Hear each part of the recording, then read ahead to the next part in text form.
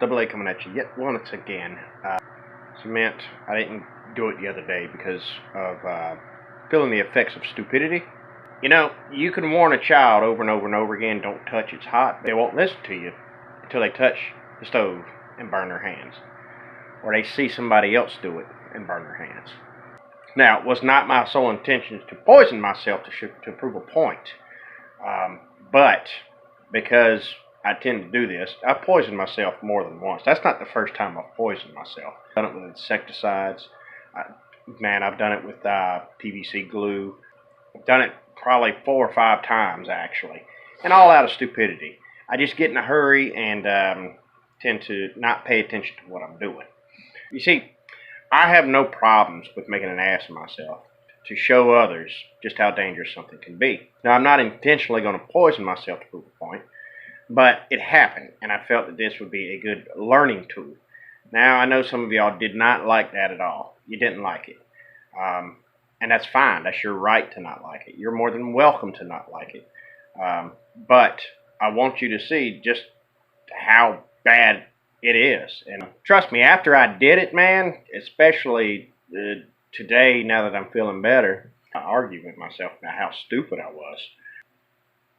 Goes something like this. Hey man, come on over here. Look, man, I told you.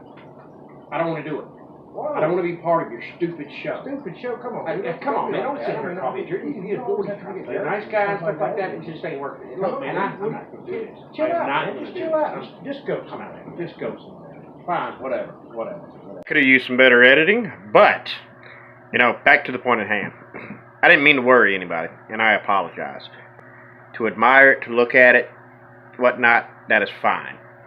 But to handle it, to work with it, to be, you know, diluting it in water and whatnot, you need to be careful. So, let me show you how much they've grown over night, and yeah, we'll talk some more about some other stuff. Alright, so here they are. You better have gloves on. I'm not touching it. Better not. So, let me get some light to shine on it here. Yeah, they're growing nicely. That one's a good size. Yeah. Now, this is not typically what I use this solution for. I use this solution for copper plating parts. Electro copper plating parts. So, I don't usually grow crystals out of it. I ain't touch it. So all my wood ash is trash.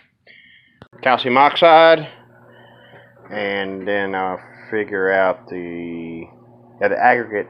That's a different story. So calcium oxide and yeah, we'll just mix it together, okay? I'll do the best I can, try to measure it out because I can't do it by weight because I'll have a little bit of this to a lot of that. That's not gonna work. So I'll figure it out. I got my calcium oxide in there, and I'm gonna get some of my aluminum oxide.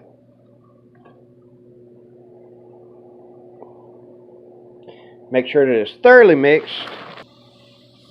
And yes, I am measuring this out. Can you tell? Alright. Now, let's get this mixed up really well.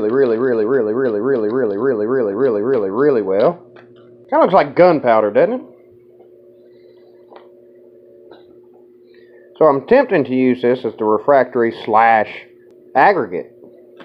See how it works. Should have a decently little dirty gray color. These two colors mixed together, maybe. I don't know. I'm not an artist. I'm not a painter. I'm not a Bob Ross, so I don't know. But I know this has to be mixed really well.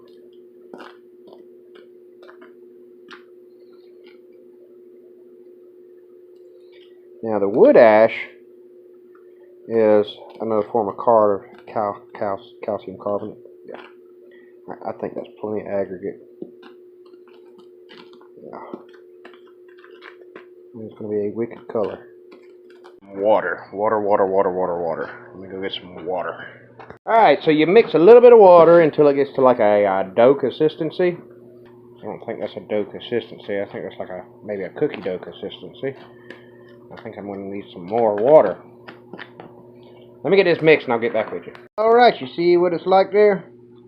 That's a little bit too soupy, but you know, it's close. So this is going to go through an exothermal reaction because of the calcium oxide and water reaction. So that'd be a very low slump concrete. I'm just going to tap it and get all the air out of it.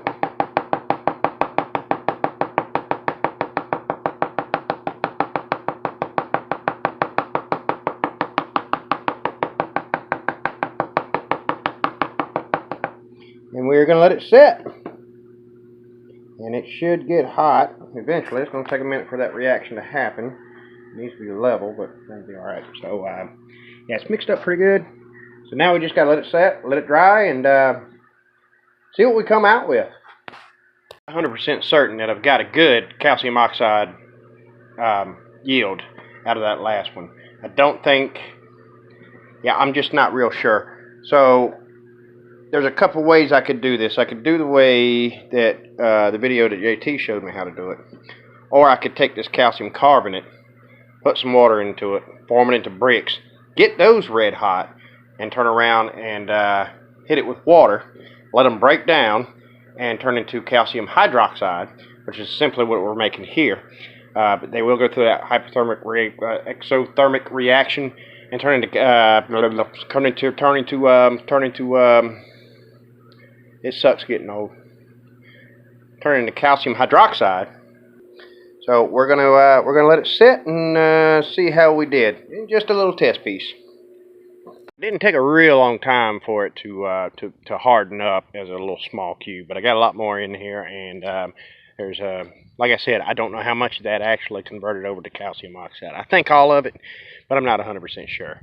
There may still be some carbonates in it. And we'll just have to find out. This is all part of testing. So we can't. Oh, check this out, man! Look, yeah, both those bracelets were bought from the same outreach ministries group. They deal with addicts. They help addicts. So yeah, I like that, man. I like that. I had a necklace too from an outreach ministry that helped troubled teens, but it broke, man. So unfortunately, I can't wear it anymore. But yeah, I just thought it was neat, man. I probably dumped a ton of money into that ministry, but it does some good. It does some good. I love going there and hearing the stories. So, anyhow, guys, that's pretty much going to be it for today. I will catch you guys on the flip side, man. Y'all be good. Keep heating and beating, and later.